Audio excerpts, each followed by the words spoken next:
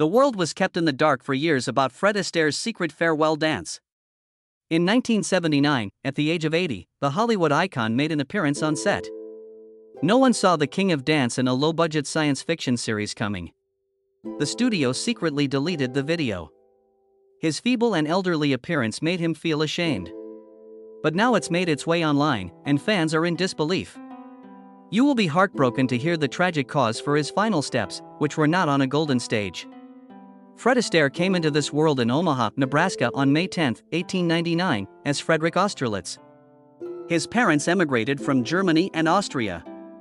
Friedrich Emanuel Austerlitz was an employee of the Storz Brewing Company. He was originally from Linz, Upper Austria. Johanna Galis, his American-born mother, had East Prussian and Alsatian ancestry. They decided to alter their last name from Austerlitz to Astaire so they wouldn't be associated with the Napoleonic Battle of Austerlitz. It was 3 years before Fred met his elder sister Adele. He had an innate gift for musical performance. Their mother saw her unique talent and determined that she and her sister should pursue careers in show business. Although Fred first disliked dancing, he eventually began to mimic Adele's movements after seeing her practice. He quickly became as skilled as she was. When their mother saw that he was talented as well, she took a risk. The family relocated to New York City in 1905, when Fred was 6 years old, so that the children might get professional training. Along with a lack of resources and contacts, they were also unguaranteed. Things were already tough before the relocation, and their father's job loss only made it worse. Regardless, Fred and Adele began their training in dancing, acting, and singing at the Alvini Master School of the Theatre and Academy of Cultural Arts. Fred became a more well-rounded performer as he learned to play other instruments, including the clarinet, accordion, and piano. The twins made their stage debut at a little theater in Keyport, New Jersey, that very year.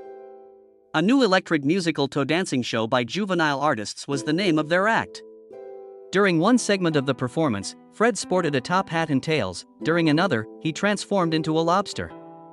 It was a strange combination, but the crowd loved it. Not long after that, they began touring the South, West, and Midwest as vaudeville performers. Their unique blend of dancing and comedy set them apart, although they did face some obstacles. Due to Adele's teenage growth spurt, she became noticeably taller than Fred, which made their performances appear uncomfortable. Everything became much more convoluted due to stringent child labor regulations. They stepped away from the entertainment industry for 2 years to regroup and avoid any drama. They had never been more refined than when they came back. Renowned teacher Aurelio Cocchia introduced them to other dance genres including tap and ballroom. Even though Fred's technical abilities improved, Adele's inherent charisma continued to captivate spectators. His motions were precise, swift, and timed to perfection. As time went on, he began to stand out more than even Adele. It was difficult to advance in the entertainment industry, even with their developing skill. Booking agents were wary of them due to their youth and lack of experience. Their father's job situation became much more precarious with the closure of Nebraska's breweries due to prohibition laws, adding further pressure on them to achieve greatness. They persisted in the face of overwhelming odds. Their routines were constantly being fine-tuned, allowing them to showcase increasingly accurate footwork and performances. They resumed their regular performance schedule in 1911 and began to attract fans from all around the nation. During World War I, Fred and Adele Astaire began their Broadway career with a patriotic revue called Over the Top in 1917. Their superb dancing routines, infectious humor, and charisma were immediately apparent to the crowd during their initial performance. Adele's energetic performance was enhanced by Fred's dance. The 1924 musical Lady Be Good, which included music by George and Ira Gershwin, was their major break. For musical theater, this was a watershed moment. It brought in an air of modern sophistication with its jazz-influenced flair. The music of the Gershwin brothers harmonized well with the nimble movement of Fred and the contagious enthusiasm of Adele. Their poise and sense of humor were lauded by critics. They had already established themselves as one of Broadway's most thrilling sister acts. They were quite distinctive in their performances. Very few dancers could do the delicate balancing act that they did. Adele frequently stole the show with her innate comedic talent. However, Fred's meticulous choreography gave their acts a unique flair. He was technically brilliant, but he also knew how to play to Adele's strengths. The runaround was the name of one of their routines that went over really well. They would dash around the stage in a bicycle-like fashion, linking arms as they went, and then disappear into the wings. The crowd adored it because it was carefree and full of fun. It was clear that they clicked. They were frequently hailed by critics as the most elegant and endearing youthful dancers in the musical comedy industry.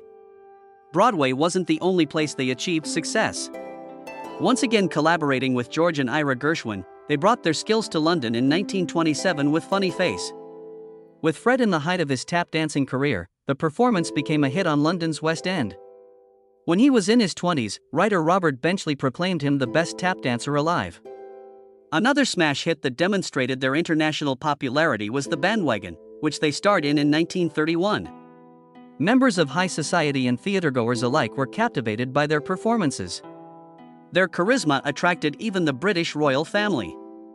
Things changed, though, after 27 years of dancing together. Adele married the son of the Duke of Devonshire, Lord Charles Cavendish, in 1932, and she withdrew from performance. A chapter had closed. For the first time in his life, Fred, who had spent practically his whole existence dancing with his sister, was thrust into the limelight on his own. The change wasn't easy at first, but it eventually led him opportunities he hadn't had before. When was the same year when Gay Divorce became his first big solo hit. His romantic dancing technique, which was established in this concert, would come to characterize his career in Hollywood. During this period, he also worked with Cole Porter on Night and Day, which would go on to become a legendary performance.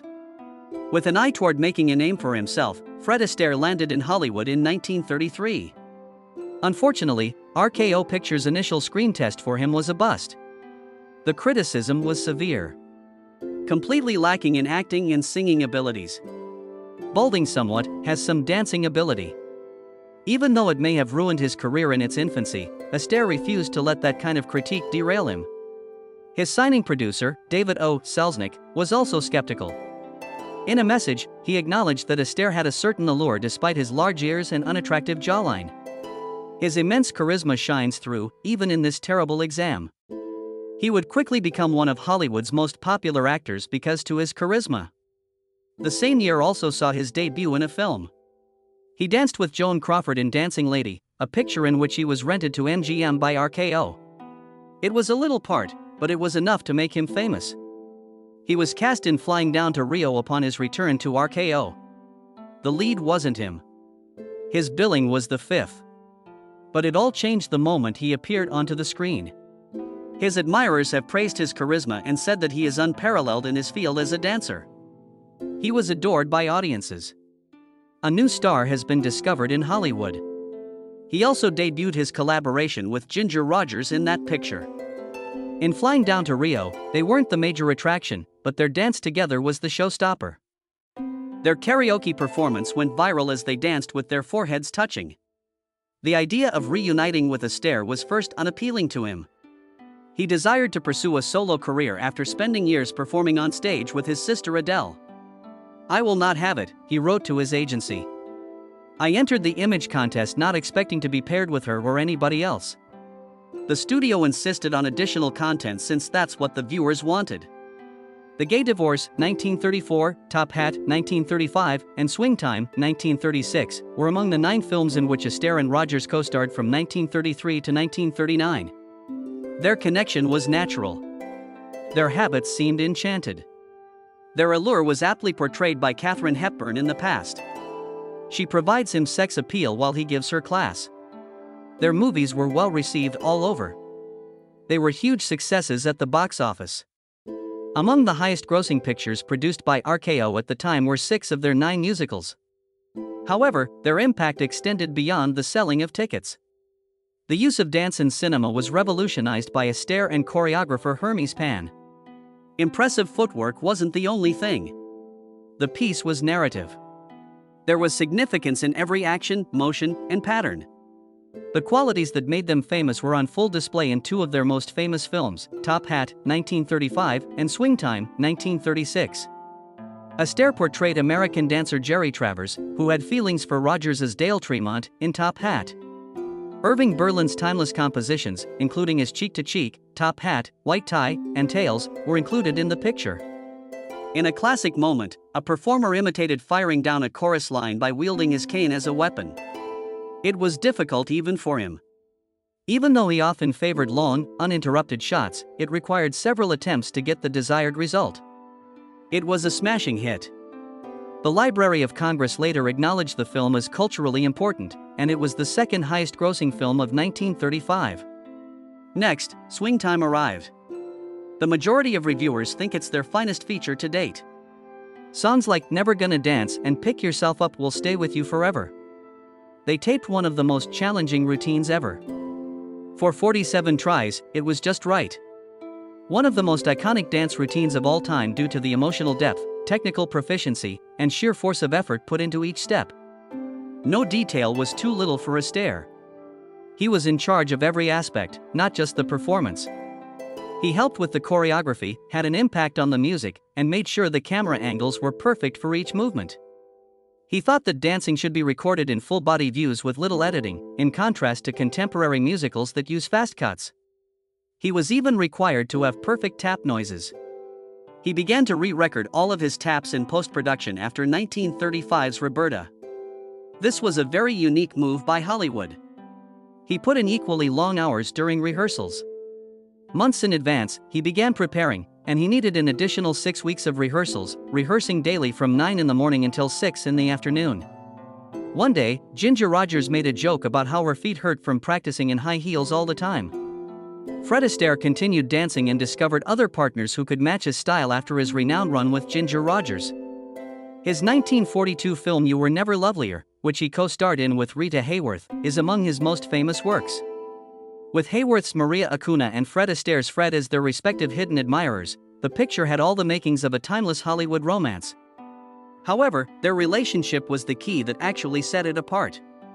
After complimenting Hayworth on her innate elegance and matching his footwork, Astaire frequently referred to her as his favorite dancing partner. It wasn't always a fairy tale when filming was underway. They had to halt their practice every time a funeral procession went by, as they were in a room above a funeral parlor. Despite the unconventional backdrop, the two most graceful dancers in Hollywood managed to pull it off. They seemed to have no trouble at all while the cameras were rolling. Even though it nearly didn't happen for him, Astaire co-starred with Judy Garland in the 1948 film Easter Parade. Originally set to star, Gene Kelly hurt himself just before production started. Astaire stepped in when Kelly left.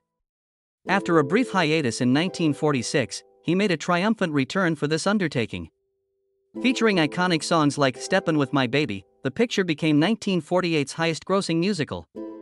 The on-screen chemistry between Garland and Astaire was electric. Her vibrant, friendly enthusiasm countered his more formal demeanor. Things were trickier behind the scenes. Both Garland and the film went through leadership changes as she dealt with personal challenges. The end result, however, was one of MGM's most adored musicals, so the obstacles weren't in vain. Astaire considered quitting Hollywood in the mid-1940s. He revealed his retirement while filming Blue Skies, 1946, and even picked Puttin' on the Ritz as his farewell song. Unfortunately, retirement was short-lived. He returned 2 years later with Easter Parade, and the next decade saw him star in a string of critically acclaimed features. Vincente Minnelli's 1953 film The Bandwagon was one of them. Tony Hunter, portrayed by Astaire, was a faltering celebrity attempting a comeback. For his period, it was the perfect part for him. The Hollywood landscape was shifting, and Astaire needed to demonstrate his continued brilliance. Dancing in the Dark, a Central Park duet with Sid Charisse, was one of his most famous performances in the film. The elegance and accuracy that had propelled Astaire to stardom decades ago were still evident in his 54 years of performing. Following that was 1957's Funny Face, in which he danced with Audrey Hepburn. The movie incorporated elements of romance, Parisian style, and fashion. The photographer who uses Hepburn as a model was played by Astaire. There was a clear generational gap between them, yet they hit it off. Though it still allowed a look to take the lead, the choreography was crafted to enhance Hepburn's delicate manner. Hits like Makeup and Let's Kiss demonstrated his ability to adapt to new styles. His turns in these flicks were more than simply a return, they were complete transformations. He was demonstrating that he could adapt to any shift in Hollywood and continue to be relevant. Astaire aspired to find new ways to communicate his passion for dancing outside of the realm of Hollywood. He and Charles Kazanov Sr., a former film mogul, established Fred Astaire Dance Studios in New York City in 1947. Making high-quality dance education more accessible was the primary objective. It didn't take long for the studio to become a worldwide phenomenon. There are now more than 250 sites all around the globe. To ensure that the studio's programs lived up to his lofty expectations, Astaire was an active participant in their development. Great dancers, in his view, were not born but made, and he set out to dispel that myth by making dancing accessible to everybody. From Latin dances like salsa and cha-cha to ballroom favorites like the waltz and tango, his program had it all. His studios were unique among dance schools because they fostered an inviting atmosphere by combining individual instruction with group practice. Throughout his career, Fred Astaire wowed spectators with his incredible dancing skills. However, in the 1960s, he decided to try something new. Few predicted that a guy so identified with Hollywood's golden period of dancing would branch out from musicals and into tragic parts. In 1974, with The Towering Inferno, he achieved his greatest success with this transition. Starring Steve McQueen, Paul Newman, and Faye Dunaway, this catastrophe film was directed by John Guillermin. The endearing con artist Harley Claiborne, portrayed by Astaire, had a kind heart. Claiborne showed an unexpected vulnerability, surprising spectators with a side of him that was unlike the smooth, self-assured roles he always portrayed. His one and only nomination for Best Supporting Actor at the Oscars came from the impact of his performance. Although he was not victorious, the acknowledgement was much deserved. He was the Best Supporting Actor at the Golden Globes and the British Academy Film Awards. With nearly $203 million globally, The Towering Inferno was 1974's highest-grossing picture. The film had all the usual suspects: action, fire, and suspense, plus Astaire's unique performance. Despite the film's emphasis on spectacle, his character managed to convey genuine feeling.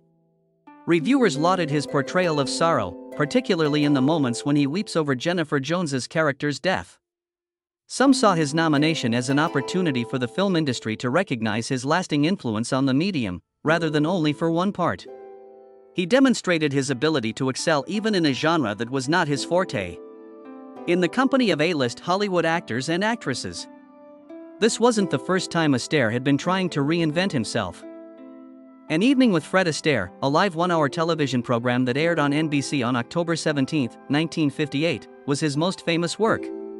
It was more than a variety show. It made history as the first big television special ever shot in color on videotape. Back then, this was revolutionary. Astaire et al. As usual, they spared no effort to ensure that it was a spectacular show. On stage, he danced with Barry Chase, whom he would go on to describe a favorite dance partner, while the Jonah Jones Quartet and David Rose's orchestra provided the musical accompaniment. The show was so well received that it took home 9 Emmys, including one for Best Actor in a single performance. 3 further specials were produced in the subsequent years due to the overwhelming reaction. The show's innovative fusion of dance and music was overseen by Bud York and co-produced by Astaire himself. The shifting entertainment industry was likewise mirrored in it. Chrysler became a big sponsor after seeing the potential of television and getting their vehicles included in the show. By experimenting with new forms and never ceasing to astound audiences, Astaire demonstrated that he was still a major player in the business at the age of 59. His iconic dance number from 1951's Royal Wedding was the pinnacle of his abilities to test the boundaries of theater. Astaire sang You're All the World to Me in Stanley Donen's musical for MGM. His act included making it look like he was dancing on the room's walls and ceiling. No one has ever witnessed something similar. A spinning barrel set was used to achieve the illusion. A huge steel structure that swung while the camera and operator were fastened to rigs that followed its every motion. All of the objects and furnishings were either magnetized or fastened with bolts. A staircase seemed to glide smoothly from the floor to the walls and finally to the ceiling thanks to this elaborate arrangement. The song was so revolutionary for its time that it was covered again by Lionel Richie for his 1986 music video, Dancing on the Ceiling. It is still widely regarded as one of the most groundbreaking dance sequences in cinematic history. Another seminal scene with the shadow dance was established 15 years prior in Swing Time, 1936, by Astaire and Hermes Pan. This time, it was the effects department that introduced a new twist. Pan saw Astaire's many shadows created by the stage lights during dress rehearsals. An idea was born from that. What if, instead of dancing with his own reflection, Astaire danced with all of his selves? The filmmakers employed optical tricks to make it work. To start, powerful lights cast shadows on a blank screen while a staircase danced over it. Filming each of these shadows independently allowed us to optically treble their size. The next step was to mix live video of a Astaire dancer with the previously captured shadows. The 3-day shoot was well worth it because of the end result. Among Astaire's most iconic performances was the shadow dance. The film also garnered a nomination for Best Dance Direction at the Oscars for Hermes Pan. The late Fred Astaire was a multi-talented artist. Love, loss, passion, and fights over his legacy were all part of his off-screen life. A New York socialite named Phyllis Livingston Potter had a small boy from a prior marriage when Astaire wed her in 1933. Their chance encounter at a golf luncheon became the formal beginning of a lasting friendship. In 1936, Fred Jr. was born to them, and in 1942, Ava was born to them. Astaire reached the pinnacle of his career during these years.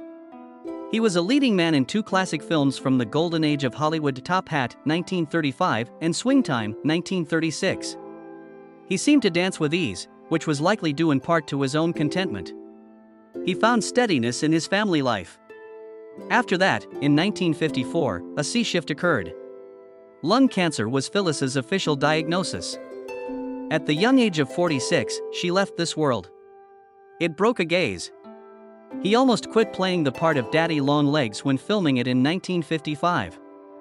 He would feel lost on stage without her encouragement. He focused on his children and worked for decades after she passed away, remaining unmarried. Unexpectedly, life has another surprise in store. Astaire remarried in 1980, when he was 81 years old. Robin Smith, a professional jockey 45 years his junior, became his new wife. They became friends due to their mutual interest in horse racing. When Smith became the first female jockey to ride for Alfred Gwynne Vanderbilt, Jr. in 1972, she was so groundbreaking that Sports Illustrated featured her on their cover. They had a genuine bond despite the age difference. Until Astaire passed away in 1987, they remained a couple.